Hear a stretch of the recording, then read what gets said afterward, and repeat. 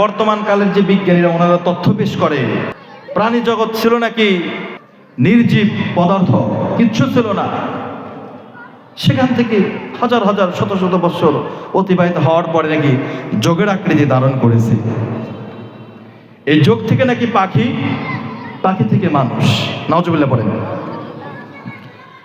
আবার কিছু মাথামোটা বিজ্ঞানীরা বলে মানুষ হলো বানর থেকে সৃষ্টি। আসলে মানুষ কি বানর থেকে সৃষ্টি? আজ অবধি দেখলাম না তো পৃথিবীতে আমরা কত বানর দেখি, কই কোনো একটা বানর তো মানুষ হতে দেখিনি। কি বলেন, দেখেছেন নাকি আপনারা? তাহলে যে আমাদের সন্তানরা যেই শিক্ষায় শিক্ষিত হচ্ছে, হয়নি গত 16 বছর হয়নি? সিলেবাসে ছিল না যে বানর থেকে মানুষ সৃষ্টি? মুসলমানের সন্তানদের ঈমান আকীদাকে ধ্বংস করার জন্য এই একটি সাবজেক্টই যথেষ্ট, ঠিক কিনা? আমরা জানি শিক্ষা হলো জাতির মেরুদণ্ড। গত 16 বছরে জাতির এই মেরুদণ্ডকে ভেঙে চুরমার করে ফেলেছে, ঠিক কিনা? শিক্ষা ব্যবস্থার সংস্কার দরকার সবার আগে। এদেশে মানুষের শিক্ষার অভাব, সুশিক্ষার অভাব। সার্টিফিকেট মানুষ ঠিকই পাচ্ছে, কিন্তু প্রকৃত যে শিক্ষা সেটা মানুষের মধ্যে নাই। মানুষকে যে আল্লাহ তাআলা সৃষ্টি করেছেন এটা বিনা দলিলেই আমরা স্বীকার করি, কি বলেন? এরপর আল্লাহ মানুষকে সৃষ্টি করেছেন, কিভাবে সৃষ্টি করেছেন, কোত্থেকে এসেছেন, এভরিথিং খোলাসাভাবে চমৎকারভাবে আল্লাহ তাআলা এর বর্ণনা কোরআনুল কারীমের ভিতরে রেখেছেন। সেখান থেকে আমরা আজকে জানার চেষ্টা করব যে মানুষকে আল্লাহ তাআলা কিভাবে সৃষ্টি করেছেন। ইনশাআল্লাহ বলি। আমার কিন্তু তেমনই এলেম কালাম নাই ভাই, আমি কথাও বলতে পারি না তেমন, আমার কণ্ঠও ভালো না, আমার কথাও তেমন ভালো না। যদি আল্লাহ চায় তাহলে হয়তো আমি কিছু বলতে পারি। আল্লাহুম্মা লা ইলমা লানা ইল্লা মা আল্লামতানা ইন্নাকা আনতাল আলিমুল হাকীম। আমি তো আল্লাহকে প্রায় বলি, আল্লাহ আমার এলেম নাই, কালাম নাই, যোগ্যতা নাই, কিচ্ছু নাই। আল্লাহ সব যোগ্যতার মালিক, সব এলেমের মালিক, হিকমতের মালিক আল্লাহ তুমি। তুমি যদি একটু বলাও তাহলেই তো আমরা বলতে পারি, কি বলেন? তবে আমলের নিয়তে বলতে হবে, আমলের নিয়তে শুনতে হবে। পারবো তো ইনশাআল্লাহ? প্রভারা মানুষকে আল্লাহ কিভাবে সৃষ্টি করলেন? আল্লাহ বলেন, রাব্বুল আলামিন বললেন, ইয়া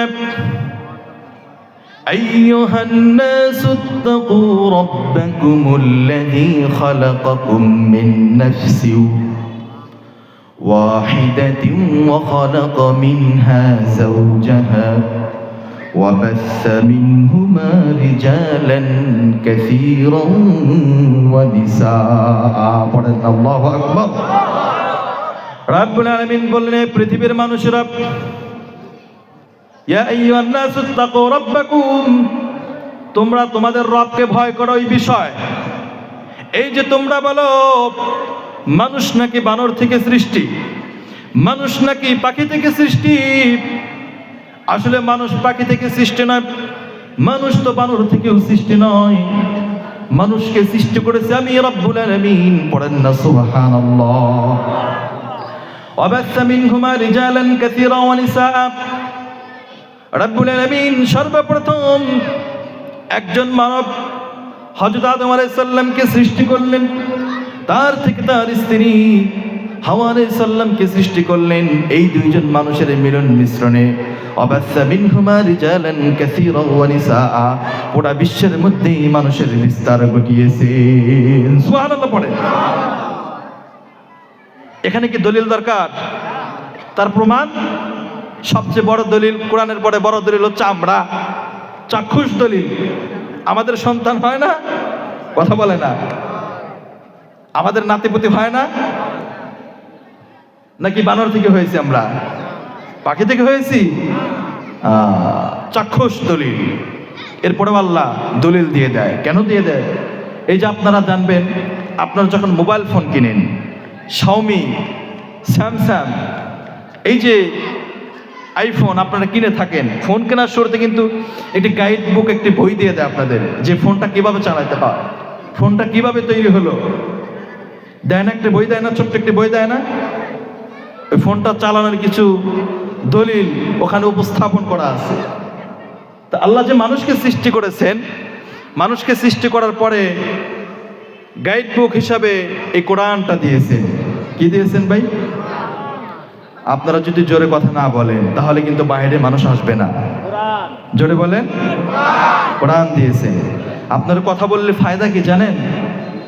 আমার মুখ থেকে আল্লাহ এমন এমন কথা বের করে দিবে যেটা আমিও কল্পনাও করতে পারিনি।